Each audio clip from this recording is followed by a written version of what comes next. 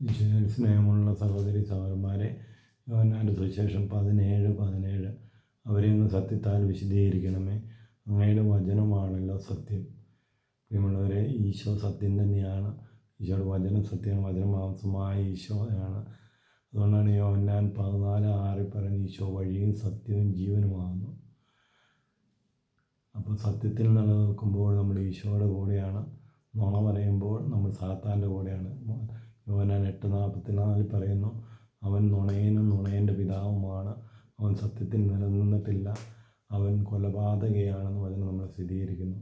അപ്പോൾ നുണ പറയുമ്പോൾ നമ്മൾ സാത്താൻ്റെ കൂടെയാണ്. സാത്താൻ വന്നിരിക്കുന്നത് മോഷ്ടിക്കാനും കൊല്ലാനും നശിപ്പിക്കാനുമാണെന്ന് യോഹന്നാൻ 10:10 പറയുന്നു. അപ്പോൾ നമ്മൾ നുണ പറയുമ്പോൾ സാത്താൻ്റെ കൂടെയാവുന്നു. അവൻ നമ്മളെ നാശത്തിലേക്കും നരകത്തിലേക്കും നയിക്കുന്നു. സത്യം പറയുമ്പോൾ നമ്മൾ ഈശോയുടെ കൂടെയാണ്. ഈശോ നമ്മളെ നിത്യജീവിതത്തിലേക്ക് നയിക്കുന്നു. അപ്പം നമ്മൾ ഏതാണ് തിരഞ്ഞെടുക്കുന്നതെന്നനുസരിച്ചിരിക്കും നമ്മുടെ ജീവിതത്തിൻ്റെ യാത്രയും. അതുപോലെ ദൈവാനുഗ്രഹവും. അതിന് സത്യത്തിന് വേണ്ടി സാക്ഷ്യം വഹിച്ച വ്യക്തിയാണ് വിശുദ്ധ തോമസ് മോറിൻ്റെ തിരുനാളാണെന്ന്. അതായത് രാജാവ് ഒത്തിരിയേറെ വാഗ്ദാനങ്ങളെല്ലാം ചെയ്തു, എന്നാൽ അതെല്ലാം നിരസിച്ചുകൊണ്ട് സത്യത്തിന് വേണ്ടി ജീവൻ പരിചയിച്ച വ്യക്തിയാണ് തോമസ് മോർ. അപ്പോൾ സത്യത്തിന് വേണ്ടി നിലനിന്നവരാണ് വിശുദ്ധരെല്ലാം. ഈശോയെ അനുഗമിച്ചുകൊണ്ട് നുണ പറയാതെ, ഈ ലോകത്തിൻ്റെ മോഹങ്ങൾക്ക് അടിമപ്പെടാതെ സത്യത്തിന് വേണ്ടി നിന്നപ്പോൾ എടുക്കേണ്ടി വന്ന സഹനങ്ങളും ത്യാഗങ്ങളും മരണം വരെ ഏറ്റെടുത്തവരാണ് വിശുദ്ധർ. ഈ വിശുദ്ധരെ നമ്മളെ അനുസ്മരിപ്പിക്കുന്ന ഇതാണ്: മരിക്കേണ്ടി വന്നാലും നുണ പറയരുത്, എല്ലാ കാര്യത്തിനും സത്യസന്ധത പാലിക്കുക. അങ്ങനെ നമ്മൾ ജീവിക്കുമ്പോഴാണ് കർത്താവിൻ്റെ ശിഷ്യരായി മാറുന്നത്.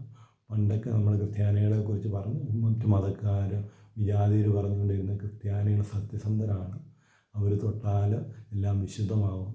എന്നാൽ ഇന്നത് മാറി ക്രിസ്ത്യാനികളാണ് ഏറ്റവും കൂടുതൽ നുണ പറയുന്നതും അക്രമം കാണിക്കുന്നതും. ആ ഒരവസ്ഥയിലേക്ക് മാറിയിരിക്കുന്നു.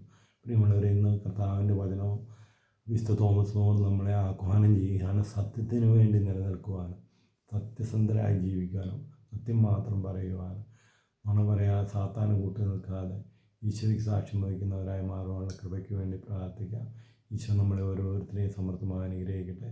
ഇന്ന ദിവസം കർത്താവിൻ്റെ കൃപയും സമാധാനം നമ്മുടെ കുടുംബങ്ങളിലും നമ്മളും നിറയട്ടെ. ഈശോയുടെ തിരുരത്വത്തിൻ്റെ സംരക്ഷണം നമുക്ക് ഓരോരുത്തർക്കും പ്രാർത്ഥിക്കാം. എല്ലാ അപകടങ്ങളിൽ നിന്ന് സാത്താൻ്റെ എല്ലാ കെണികളും ഞങ്ങളെ കാത്തുരക്ഷിക്കുന്നത് പ്രാർത്ഥിക്കാം. പരിശുദ്ധ അമ്മയുടെ നീലയങ്കി കൊണ്ട് ഞങ്ങളെ പൊതിയണമേ. സകല വിശുദ്ധരെ, മാലാഖമാരെ, സ്വർഗീയ ബന്ധങ്ങളെ ഞങ്ങൾക്ക് വേണ്ടി അപേക്ഷിക്കണേ.